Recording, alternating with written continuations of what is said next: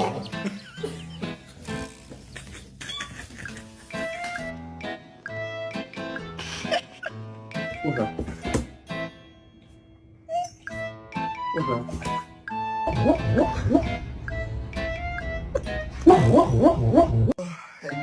hey, you have your own bed.